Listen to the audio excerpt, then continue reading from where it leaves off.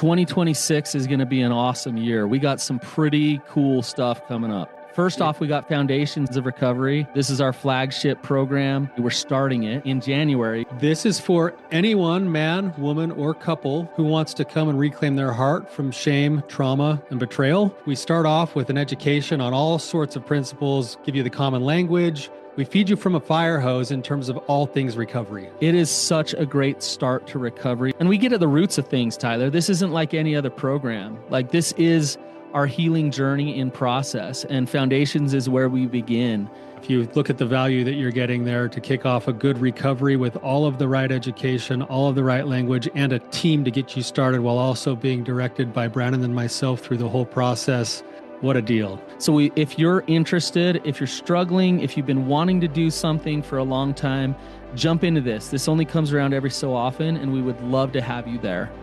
Click the link in the description to sign up for it. And to make it even sweeter, we're also including a raffle for a free pass to the Radiant Dawn retreat. Anyone who signs up for Foundations will be added to the raffle for that free Radiant Dawn pass. If you're a man and you sign up for Foundations, your name still gets entered, and you can give that pass away if you win it to any woman that you want to. So what you're saying, Tyler, is if you sign up and participate in Foundations, you could possibly go to Radiant Dawn for free? That's exactly what I'm saying, which is crazy because Foundations by itself is already an insane value. Man, I sound so salesy. But it actually is awesome. So come to Foundations. And even if you don't come to Foundations, sign up for Radiant Dawn. It's beyond therapy, the best healing experiences that you can have. Click the link below and come join us. How does reclaiming who I really am give my relationship a chance? Welcome to the Real Talk Recovery Podcast with the Therapy Brothers. We're brothers, we're therapists, and we know recovery. Bring your stories, your questions, your successes with real recovery.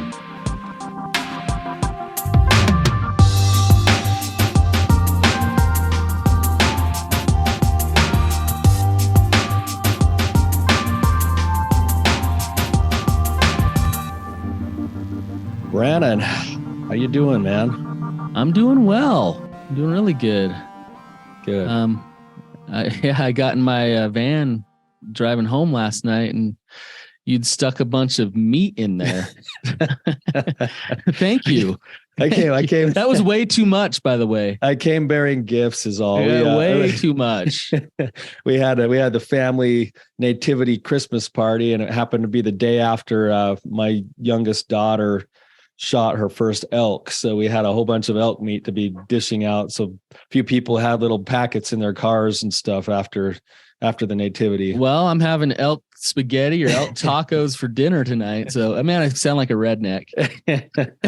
I know. I'm sure half of our listeners are like, what the heck? Like, why do you have a 13-year-old daughter shooting an elk, Well, but it was a freaking awesome experience with her. We had a whole day in the mountains together. We spent some time with God and in 10 inches of snow and sunshine. And man, it was a beautiful, and you got some experience. Good organic meat out of it too. Yeah, we did. And it was awesome. Yeah, that is awesome.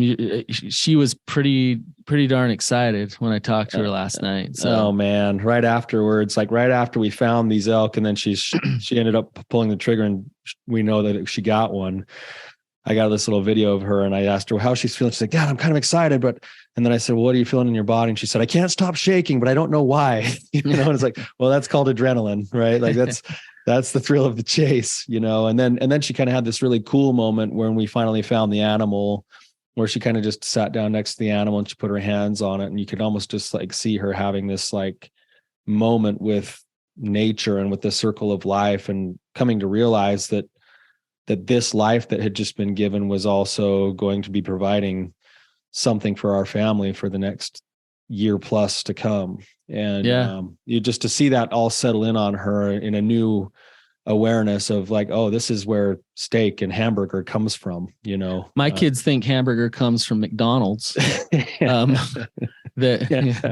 There's actually an animal that's given its life, Yeah. So that's why I think hunting is awesome, because it gives that appreciation and connection. So anyways, that's not what today's episode's on. That's right. It was a good experience. Yeah. So we had a good weekend.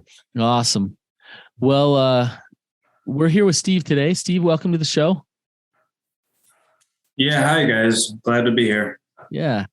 If you could just tell us what's going on, give some background, and ask any questions you have. All right. Yeah, I'll try to give a summary of kind of like what brings me here today. So yeah, I guess that kind of right now in my life, I'm in a committed relationship, and I have a fiance, and kind of I don't know, about a year ago, like it came to light that I've been dealing with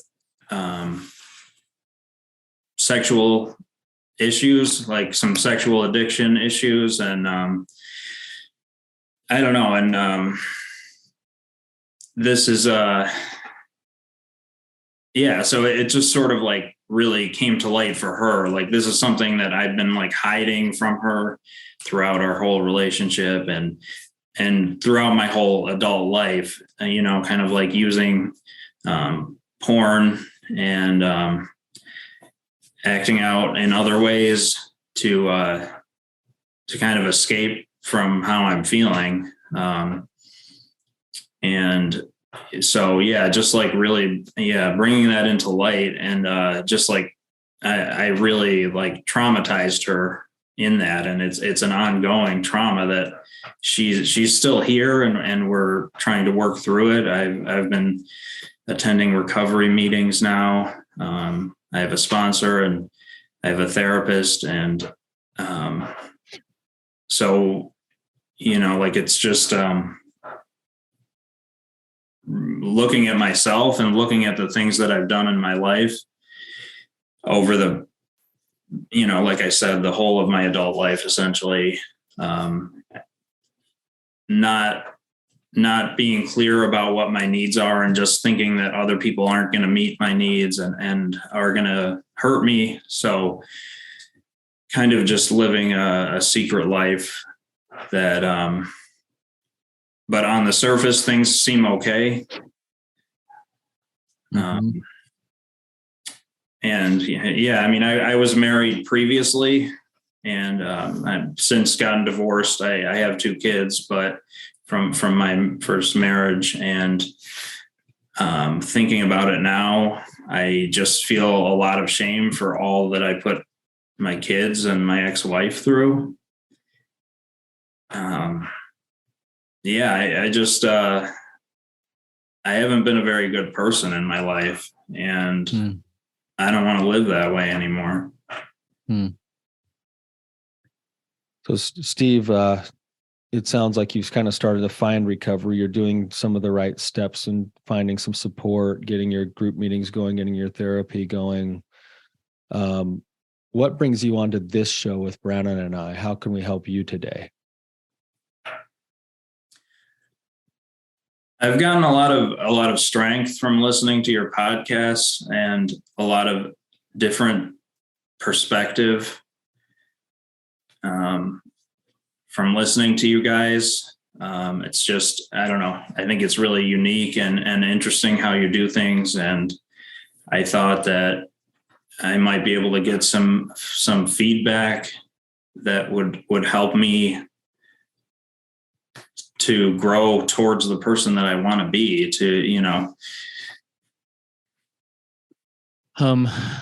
I got plenty of feedback for you, Steve, so don't worry. But I want to dig a little bit more first. How old are you? 35. 35. And how long were you married? We were married 8 years. 8 years. Okay.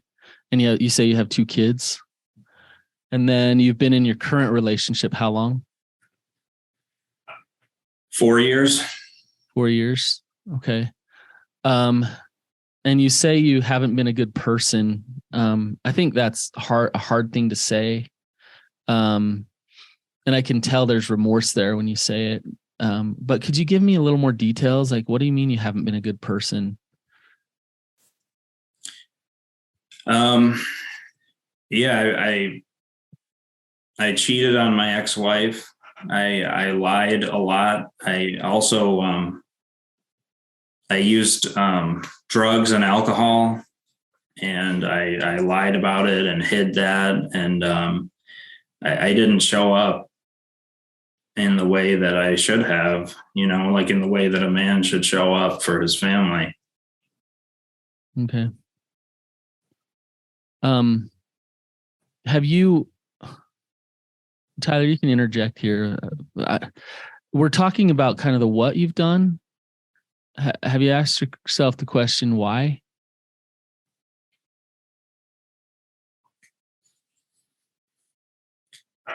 I'm sure there's times that I've asked myself why, like kind of scratch the surface. And I think in a sense, like all of this stuff that I was doing, all of this addictive stuff that I was doing was like a way to kind of run away from that question. Yeah, I think you're right. It was the why itself is the part that's like the demon that still has to be faced in order for you to find good health. And I think what's interesting is that oftentimes when people ask that question, why do I do this stuff? They don't actually ask it in the form of a genuine question. They ask it in the form of a judgment on self. It's like, why would I do such a thing? And they think that that's going to help them motivate themselves into like becoming a different person, when in reality, what they're starting to do is actually set up more of the same, because they're shaming themselves deeper down into the hole of saying, I suck. I've been a terrible person. The truth is, Steve, that just hearing the little details that you've already started to share, which isn't much of your story, it's like, yeah, like you've done some things that are hard. You've done some things that are worthy of regret. You've done some things that are painful. And there's a difference in being able to take ownership for those things and have that tinge of like, oh man, that hurts. I wish I didn't do those things, versus owning those things and going, therefore I suck. I'm a horrible person. Like, and the truth is I would ask you to think about this for a minute. The things that you did in your first relationship, are you repeating history in your current relationship by trying to motivate yourself the same way you did the first time around?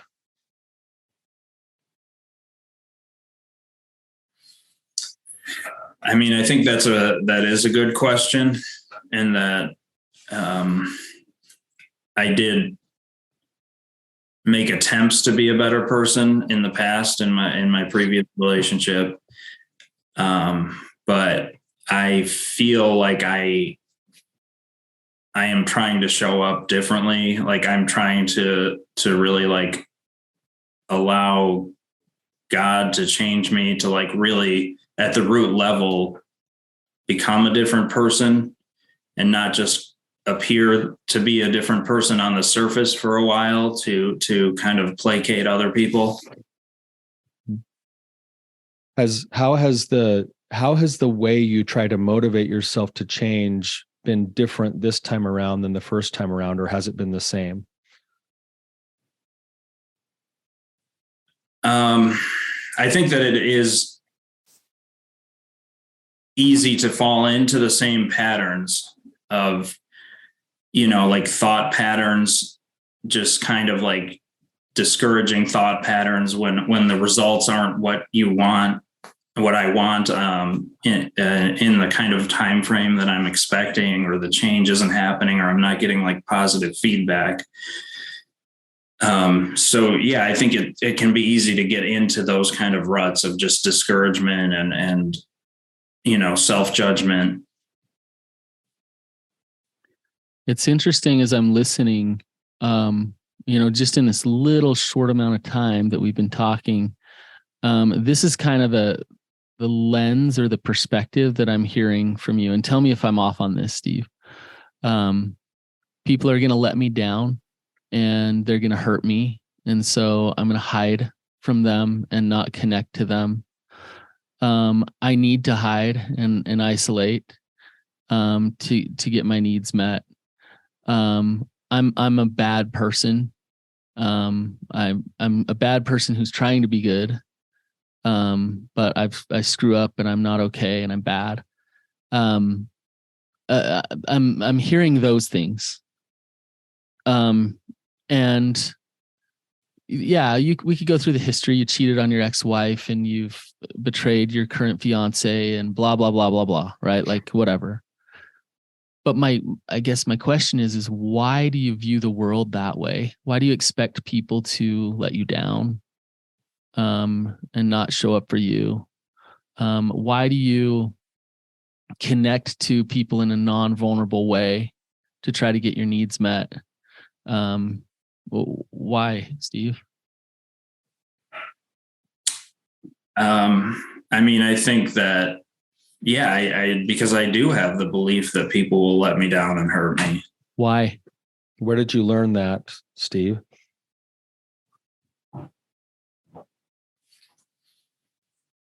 In my life experience, I guess as a kid, probably. Like what? What were some examples?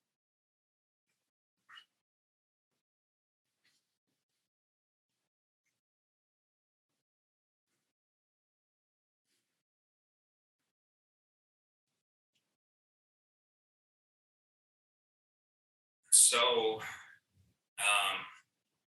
I don't know. I have an older brother who has quite a few struggles in his life, and like as a kid, like there were two of us. I'm the younger brother, and like I would hear this messaging around him, like kind of like he's a problem. He's like, he has ADHD, and like, he's getting like all of this attention, like a lot of times negative attention, but I perceive it as like, kind of like I don't want to cause problems for my parents, like, and I'm seen as like the good kid, so like I have to show up in that way.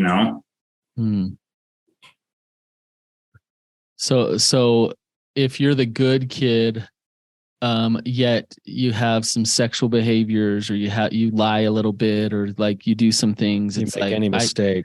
I can't let them see that because they got to deal with my brother.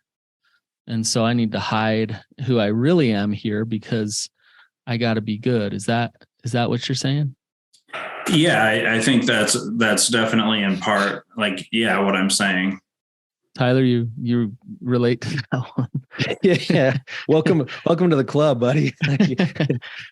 Yeah, man, I totally relate to that, feeling like there's this pressure on that you can't show any weakness. And because you're a kid, you're growing up, you don't know any different. You can't help but be weak in certain places, but then you had to learn all the patterns that you've now learned to hide, to kind of cover up, to only let people see your best side. And what's really interesting is that the very things that you were using to protect yourself as a child are actually the exact things that are destroying your current relationship. Right. It's like all of the ways that I've used to protect myself are now the things that are driving the wedge in the relationship that means the most to me, because I've never learned how to actually let somebody get close enough to me inside of my imperfections instead of my perfections. And Steve, man, I wish that our audience could see like the things that have been running through you on video that we've been watching as Brandon asked you those last couple of questions. I could see things churning on the inside. I could almost see things flashing across your mind as to like, whoa, like if I had all day to tell you all the reasons why I can't trust people, there would definitely be some things there.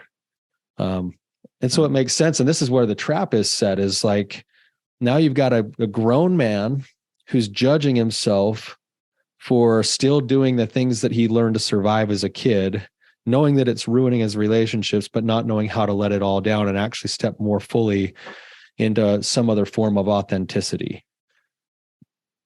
You hear the recipe there, that this is spiral just being set up for more of the same. You were taught as a young child that your worth and your value came from being fake. Like, really, like, wow, he doesn't make waves. He's good. He's not like brother, kid. Right? And so then you get in a relationship and you try to be fake. You try to hide, deceive, and it's so toxic, because not only does it destroy relationships, so it makes it so that like, man, I'm not lovable in my relationship. I want my wife or my fiance to see me and love me and know who I am. But it also creates the next acting out episode, because in a fake way, you get some sense of, I'm wanted, I'm seen, I feel connected to something. I feel like we've scratched the surface. And Steve, I don't want to push you too far, too fast here in this podcast episode, but if we were to really dig into like what your relationship was like with your dad, for example, or with your mom, could you give a little insight there? Was it good? Was it? I mean, obviously as a kid, it's just like your life is your life. You don't really stop to question it. But I think, so in some ways it's like not until being an adult, being like having a partner and they're kind of like pointing out like, wow, this is like not that normal to have a relationship like this, and kind of like your family seems to be like really concerned about how things appear on the surface. And,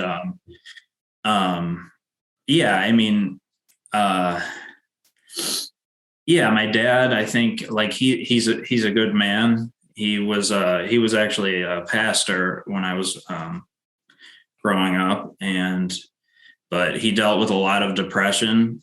He kind of emotionally wasn't there in a lot of ways. And so kind of my mom, I think, just had to step up. And I think that led to a lot of resentment. They're actually divorced now. I have a good relationship with my dad now. I mean, he's supportive in a lot of ways. But I think there are some important ways that he did not show up for me. And those are kind of things that I'm working through now, but he did the best he could. Like his father left when he was a year old. And so he really didn't have a father figure around growing up.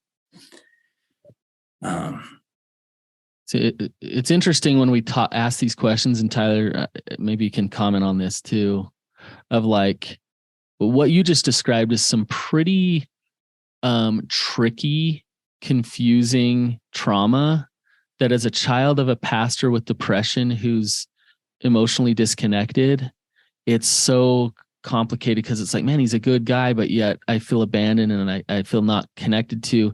That right there is a recipe for not understanding masculinity and not understanding the nature of God, I believe, and God's masculinity, and is what you just described. But Tyler, what I was going to ask you about and talk about is, and I don't want to go in this direction too much, but as you're talking, Steve, in order to become aware of the beast, the wound that really needs to be healed, we have to bring some consciousness to it. And a lot of times there's this defensiveness toward a parent of like, look where he comes from. He had it rough. He didn't mean to hurt me. He didn't. And all those things are true. All that grace that you're giving him is awesome. That's really amazing. You're not trying to blame him. And at the same time, you're trying to bring awareness to your trauma and understanding of your trauma, because unless you bring that to light and consciousness, you will continue the patterns that he got from his dad that he gave to you. Right? Do you understand what I'm saying? And so it's okay to talk about it. I'm sure Tyler and we could meet your dad and we would have the same amount of positive regard and love for him and his soul and who he is and his pain and his depression and all those things as we do for you. Right? But you need to allow yourself to go there. Allow yourself to look at how it's affected you and what it's been like for you as his son. And you can do that with love toward him, but still step into the pain of what that trauma is so that you can grow and learn from it and move forward. There's a couple of things here that I think are very common that I want our listeners to understand as part of this thing, because believe me, Steve, you're not the only guy who's feeling the things that you're feeling and going through the things you're going. First is I want to point out to you and to our listeners how easy it was for you to just so dismissively say the things you said. I grew up as the son of a pastor. And then you just kind of pass through like, oh yeah, there was some resentment. Now my parents are divorced. It's like, that's just the facts of your life. But those things are like, those are big deals, especially for a kid who's growing up. And like, Tyler, is what you're saying is that he's really good at just kind of trying to be tough and moving on and just like being okay with it. Is that what you're saying? I think you see this all the time with like, when I work with people who have experienced a ton of like big types of trauma, what's really interesting is they can come and sit in my office and they can tell me matter of factly all the details of everything that happened in their trauma, but they're all basically from the shoulders up. It's all just, you can feel that the defensiveness. It's just in the brain. It's like, I don't want to allow myself to actually go into the shoulders down part of me, the emotional part of me. And actually, this is what you were saying, Brandon, take consciousness, like you got the mental consciousness, but you want to fuse that emotional consciousness with the mental consciousness and say, wow, like this is something that actually did have an impact on me. And it still has an impact on me today in the way that I'm choosing to live my life. That's the first thing that I want people to realize is like, yes, like you can recognize something rationally, but part of the work here is the fusion of the head and the heart and going, wow, like, yes, I love my dad. I love my parents. And the way things were handled did have an emotional mark on me. And I can own that. And I can go see that and wrestle that. The second thing that really is coming up here that you just painted so beautifully, Steve, is a pattern that I think a lot of men that we work with run into the same issue here. And it's this, I'm thinking of a scripture. It says, if the blind lead the blind, they both fall into the ditch. And what we have in our world, I think, is we have so much woundedness passed down generation to generation from father to father to father, that eventually what we've got is a bunch of men not knowing how to be men, trying to figure out how to be men, But where do they turn? It's like, but where do you turn? Like, where, if the blind are leading the blind, we end up falling into the ditch and we get all these like toxic versions of masculinity where there's the conquest of the woman, or there's the need to please her and be the nice guy, or there's this idea of like chivalry, but it's been twisted into something that's not healthy or good, or there's this idea of power and force. And they're all like, they got elements of masculinity, but they don't have the essence of masculinity, like true masculinity. And so we chase these things. And that's what I'm hearing in your story is you're looking for a way to find connection, to feel good enough, to feel strong enough, to feel desired enough without the price that gets paid to have the vulnerability to get there. It's like there's been this shortcut, the toxic version of masculinity, instead of the real version, which is, man, I need to get into a situation with certain other men who are also learning these principles of what real masculinity is. And then I need to experience some actual like other forms of fathering from them. And that's hard because you look around and look at our world today, like men's hearts are failing them in a lot of ways. Brandon and I have thriving practices based off of the fact that the blind have been leading the blind for too long, and that's kind of what I heard. I love it, Tyler. Steve, what are you thinking? You can tell you got a thought there. Yeah, I just, I don't know. I think in terms of how I've lived my life, like I've thought of this before, kind of what you're saying about showing up in a vulnerable way, as the kind of price that has to be paid, and kind of feeling like I've shown up like I'm a fortress, like there's a fortress, I'm behind fortified walls, and I'm like expecting to like really allow somebody to see me, but I'm just like deep in this fortress and it's just not real. Hey, Steve, it's funny you say that because that I would describe you that way, just the way I'm feeling. Like, I feel like to get you down to a place where you're crying right now, like that's not going to happen here. Right. It's like, because you're good at just being a fortress. You're good at just being solid, like pretty non-emotional, shut down. You protect yourself that way. And they're for good reason. Those are survival mechanisms that you've used to get this far in life. But here you are talking to us, knowing that these things are not yielding the life that you want. And so like Tyler said earlier, all of these mechanisms that have been good for you early on in life are now destroying you.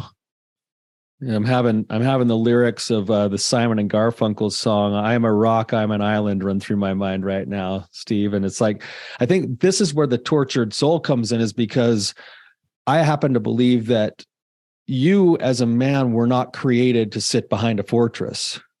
You as a man were created to step outside of the fortress, go find a worthy battle to fight, put yourself out there.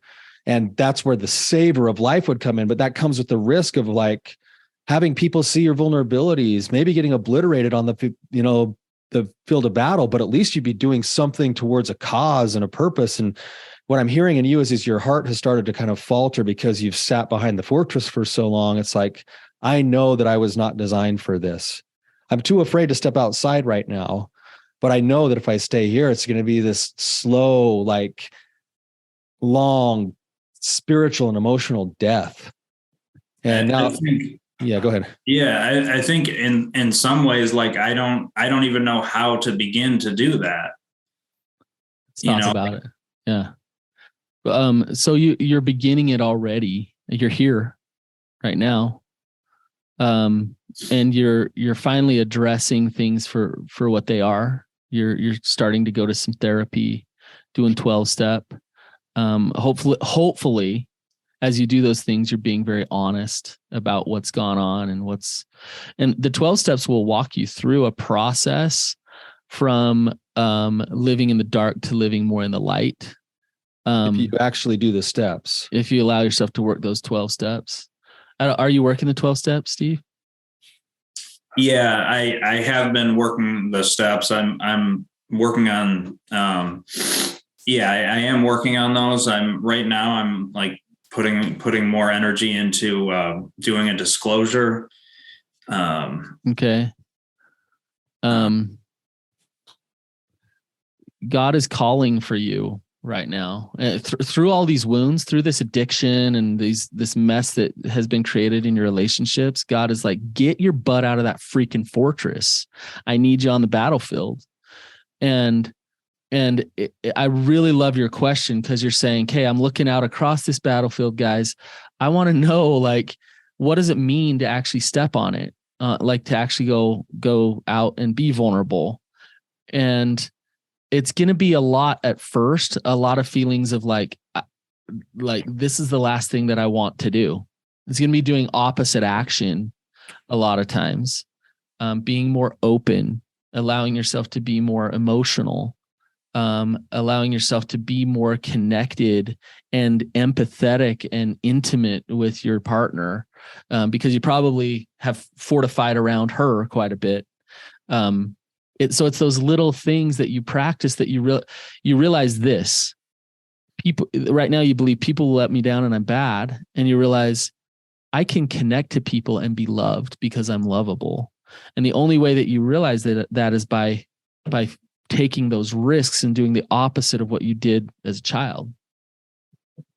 Yeah, I think you should give yourself some credit for what you're doing. When you said, I don't even know what to do, in some ways, principally, you're doing that. If I get myself into a good 12-step group of other men who are also trying to find and work the same path, you're already putting yourself in the field of battle with other like-minded people looking to do the same. That is a step in the right direction. Coming on a show like this and asking these questions and having these conversations is a step in the right direction. If you go and you start working those steps where you have to wrestle with the idea of God and higher power, then you have to wrestle with your demons and take ownership and make amends. And then you get to take a look at yourself in the mirror every day and say, what am I doing to become a better person? Those things are all going to be geared small steps towards stepping out of the cave. And so you find like-minded men who are also trying to do the same things, find true principles of saying, what am I afraid of? Can I go in and systematically make sense of those things and face those things, learn from those things, and then apply what I've learned in making somebody else's life better? And if you're doing those kinds of things, you're already acting in accordance with maybe that call to action that you were built with when God made you. Does it make sense? Yeah, that makes a lot of that does make a lot of sense. And like I feel like that is the work that I've begun, that I'm trying to do those things like in small ways every day. And it feels at times like from my fiance that I'm hearing like, you're not doing enough, you're not showing up. And, and then it's so easy to fall back into the old, like kind of pattern of being discouraged, feeling like hopeless about that. Like people are going to hurt me again. And to want to retreat back in there, Steve, I feel like, and I could be off on this, I don't know enough of your story, but I feel like you're somewhere on the in-between of internal motivation and doing a lot of this for her. And I just want you to check that out inside yourself, right? Because if you are going through the motions for her, she'll pick up on that. And long term, this recovery is not going to work. It's going to end in resentment, disconnection, and all kinds of stuff. Tyler just listed a bunch of stuff, like finding like-minded men, connecting with people. I want to keep the fire hose on for a minute for you, and you can go back and listen to this and make a list of these things. And in a podcast like this, we got a few more minutes, so we're just going to dump stuff on you. We talked about practicing opposite action to your shame. Okay. Tyler talked about finding like-minded men and connecting to healthy masculinity in that way. I would add a couple. Okay. So, daily initiation with God, and you might have to fire your old God, who maybe a God of shame or a God of whatever, and find that God who just has a ton of grace and loves you, and that God, that you can rest in the arms of that God's love every day. And when I say daily initiation, what I mean is 5-10 minutes, an hour, out in nature, praying, sitting in silence, listening to some good music, where it's just, I'm going to allow God to speak to me. I'm just going to open space for that. Okay. I would highly recommend that your therapy be focused on dealing with your trauma wounds and doing your trauma work, and not focused on just the rebuild the trust in your relationship right now. You're kind of putting the cart before the horse a little bit, I think. Tyler could disagree with that, but really reclaiming that masculinity inside of you, getting comfortable with the real version of you and not the fake version of you, by doing your trauma work, initiation with God, opposite action, and surrounding yourself with good men, and just practicing transparency and honesty as much as possible. Right there's the recipe for you to actually start to discover who you really are. Tyler, anything you'd want to add to that? Yeah, I want to come back to, so that was a beautiful, Brandon. And I would say doing the step work that you're doing will also take you into the spaces where your wounds are. And yes, that's where throw that in. You're going to do some learning as well. So that I would add that to the list. But I want to come back to what you said about, I take everything that I'm doing and I take it to my fiance, and my fiance says, well, you're not doing enough. Like, I got news for you, dude. Like you could take the next 24 hours and do nothing but recovery work. You could do one step per hour for the next 12 hours. And then you could go to an empathy class for 3 hours. And then you could go climb the mountain with a bunch of men.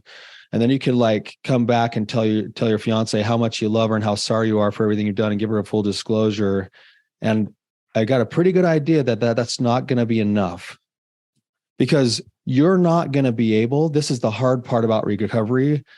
You've done things that have harmed her that you can now not repair. You can only focus on becoming your best self. And I show a video sometimes in my group of this transformation of a guy where he's like 300 pounds. He's in a wheelchair. He can't even walk, but then he starts doing some things, a few steps at a time. And it shows day by day his transformation. And a couple months into his transformation, he starts doing yoga and he starts like realizing, wow, he's dropping weight like crazy. He's starting to get more flexible. And he tries to do a headstand in his house. And as he gets to try to do his headstand, he falls and he like smacks into his curio cabinet in the house and like almost knocks it over. And he like looks up and he says, just because I can't do it today doesn't mean I won't be able to do it someday. And when you're being told that's not enough, you have to look inside yourself and say, am I giving a full-hearted, honest effort? And if I am, then the response back is, I know I can't do it today, but I'm hoping in the future I'll be able to do it someday. And that's the best I can do. I'm going to keep doing that work. And in a sense, your fiance, because of the place that she's hurting from, she's not going to be able to actually give you the answer you're looking for as to whether you're doing enough or enough. The measuring stick is the inside out. What did I have in the tank today? If I had 100%, did I give my 100%? Yes, you win. If I had 60%, did I give my 60%? You win. That's the measuring stick from now on. It's between you and God, and it's being honest with yourself. Does that make sense? Tyler, I want to clarify something you said, because I think like right there, Steve, you heard like a decade worth of experience, just like blah, come at you. Because, and I think a lot of people that'll go over their heads what Tyler just said, yet it was so profound. Have you, like when he said you can't repair the things that you've done, what he knows and what I know is you can go beyond repair with those things. So, but like, do you know what a kintsugi bowl is? So explain it, Brandon. A kintsugi bowl is like a glass bowl, and in Japan they'll drop it and they'll shatter the glass. And in some ways, it sounds like you're trying to pick up the pieces and you're trying to stick them together and like tape them together and then try to give it to her, right? Like, here, I fixed it. But a kintsugi bowl is a bowl where they take it and they fuse gold in between the cracks to repair it, and it makes the bowl much more valuable and much more beautiful, because it's now this like white or whatever color bowl lined with gold all inside of it, and it's stronger and it's more beautiful. And so you can't fix those cracks. Those cracks have happened. Things have happened. The past is the past. But the way that you line it with gold is not by trying to tape it together and give her the perfect bowl back. The gold that we're talking about is this masculinity and is this understanding of your real self. That's what allows that gold to come in and create the beautiful bowl, the recovery. That's there for the taking. But Steve, here's the thing. You have to get yourself to a place where you're going to create that gold regardless of her. And that's what Tyler was saying. You could do everything right. And if she says, no, not good enough, if you fall apart right then, and that's what your recovery is based on, then your recovery is not going to last. Right? Do you understand that? Yeah, I do. Okay. So, Steve, we're getting pretty close on time. I'm wondering if we've touched on anything that's been on your heart, if you have any other thoughts or impressions right now. I really appreciate all of the great advice you gave me on things that I can work on doing. And yeah, I appreciate everything you've said and shared with me. I do feel more hopeful about the future. So yeah, thank you. If there's one thing I could do, which I know I can't right now, Steve, as I'm looking at you and as I'm hearing your voice, if there, just know that I wish I could do this. I wish I could reach through the screen and first give you a big hug. And then I want to reach right into your heart and just start squeezing it and pumping some blood through it, man. Like, there is life in this process. There is energy to be found. And I know you sound a little bit like you're downtrodden and beat up, but step by step, I promise you that your heart's going to start to beat more fully. You're going to start to come alive. You're going to start to find some energy that you never thought existed inside of you. If you'll just take the steps one day at a time, give what you have, let that heart start to come back to life. It is entirely possible. Now, I want to end this episode by maybe saying something that'll make you really uncomfortable. That's Brennan's job. Yeah. But it's so simple, right? Like you say you're a bad person, I'm going to say you're a good man. Like you are a good man. And all the things that you've done don't change that. Your soul inside of you, who you are a good man. And if we sit in that, I know that's uncomfortable. Okay. Steve, thank you for being on the show. Appreciate your vulnerability and your courage to be here. Yeah, thank you guys. Appreciate it, guys. If you guys have enjoyed this episode, or you know somebody else who has a man who has a faltering heart, please share this with them. Let's turn this tide.